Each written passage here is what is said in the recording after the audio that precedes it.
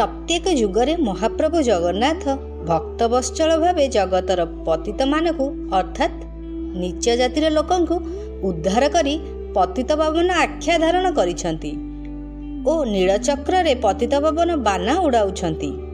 एथिपाई बोधे ए कली जुगरे कल्की अवतार नेइछंती पतित मानकु उद्धार करिवा पाई। तेबे सिंहद्वार रे पतित मानक अवस्थान को नहीं भिन्न भिन्न साहित्यक भिन्न भिन्न मत कुहाଯାଏ। प्रभु पतित मानकु उद्धार करिवा पाई सिंहद्वारस्थ गुमुट मध्यरु एकक जगन्नाथक रूप में विद्यमान करिसंती। कारण पतित मानकु मंदिर प्रवेश करी रत्न सिंहासन रे जगन्नाथ को दर्शन करिबा मना। तेणु सिंहद्वार रे जगन्नाथ को दर्शन करिबा अर्थात प्रभु को दर्शन करिबा सहित समान।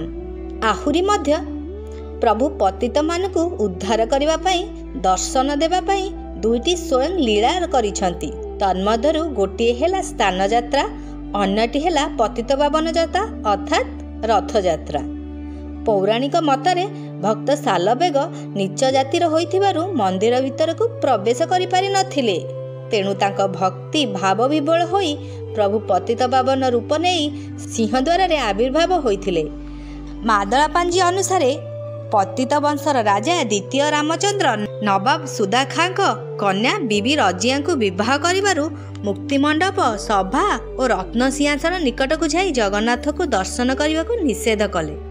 मात्र से विशेष जगन्नाथ भक्त होइथिबारु तांको पई सिंहद्वार गुमुटर उत्तर बारंडारे पूर्व मुखा करी पतित पावन मूर्ति रे नाक बड़ कराई कांथरे चित्रित होइथिला।